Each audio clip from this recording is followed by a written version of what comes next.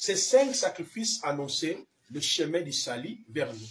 C'est là où nous expliquons l'expression sur l'autel.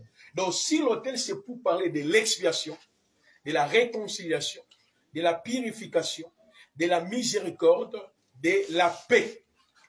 En dehors du sacrifice de Yahushua, il n'y a pas un autre sacrifice qui est sublime, qu'on peut niveler avec le sacrifice de Mashiach.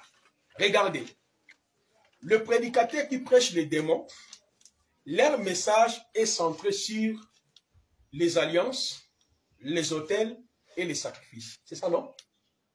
Est-ce que vous ne voyez pas ça?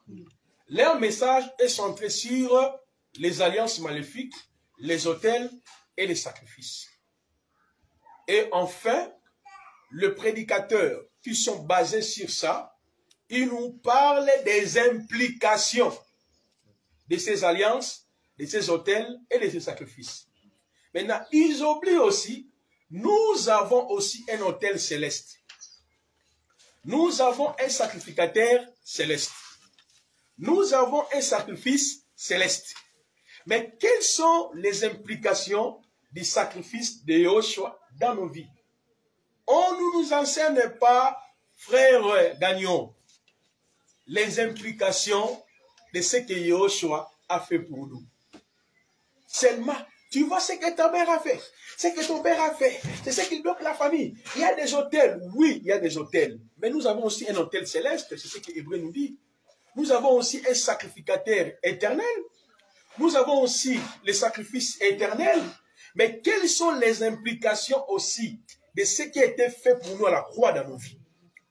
Enseigne-nous c'est quoi l'imputation. Au lieu de nous parler, ton nom c'est Mandiangu, ton nom c'est Makenga, ton nom c'est Mandungu, Yangokuna, Moniba Kombo, changer Kombo. Papa, nous avons aussi reçu de nouveaux noms, nouveaux appellations. On m'appelle épouse, on m'appelle chandelier, on m'appelle peuple saint, on m'appelle peuple acquis, Jérusalem céleste, assemblée de premiers-nés, assemblée de saints, les troupeaux du Seigneur, les agneaux du Seigneur. Mais explique-nous aussi, pourquoi on m'appelle épouse? Si mon père m'avait donné le nom en péché, c'est ce qui est à la base de ma malédiction, de mes combats, de mes souffrances. Mais il y a aussi un autre nom qui me connaît à cause, n'est-ce pas, du sacrifice sublime de Mashiach. Frère, ayons les regards fixés sur Yahushua. Arrêtons de croire au message des liens des démons. Ça existe pour ceux qui sont sous la loi. Mais pour nous, nous n'avons pas besoin de cela. Nous avons besoin de connaître l'imputation, la justification, la sanctification, la régénération, l'adoption, la sécurité, la propitiation, la substitution, la conversion. Pas de nous charger, oh, comme maman abino nani, maman abino mahamado, maman abino tout famille mahamado, lié sanguinaire. Papa, moi je suis en alliance avec Mashiach. Parce que si la croix, il y avait un autel, il y avait un sacrifice. C'est lui l'offrande de l'Holocauste, il m'a réconcilié. C'est lui l'offrande de l'Holocauste, Dieu a créé. C'est lui l'offrande des grains. C'est lui le seul homme sans péché, né de l'esprit, rempli de l'esprit. C'est lui offrande d'action de grâce.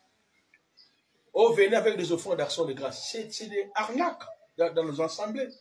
Venez avec l'offrande de réconciliation. Hein? Vous voyez, moi j'ai été réconcilié. 2 Corinthiens 5, 17 à 21. On nous explique même, si quelqu'un est à Mashiach, il devient une nouvelle créature. Les choses anciennes sont passées et voici toutes choses sont devenues nouvelles. Et le texte nous dit, le texte nous dit, cela vient de qui? De Elohim qui nous a réconciliés en lui-même à Mashiach. Frère, prêchons les implications de la mort de Mashiach.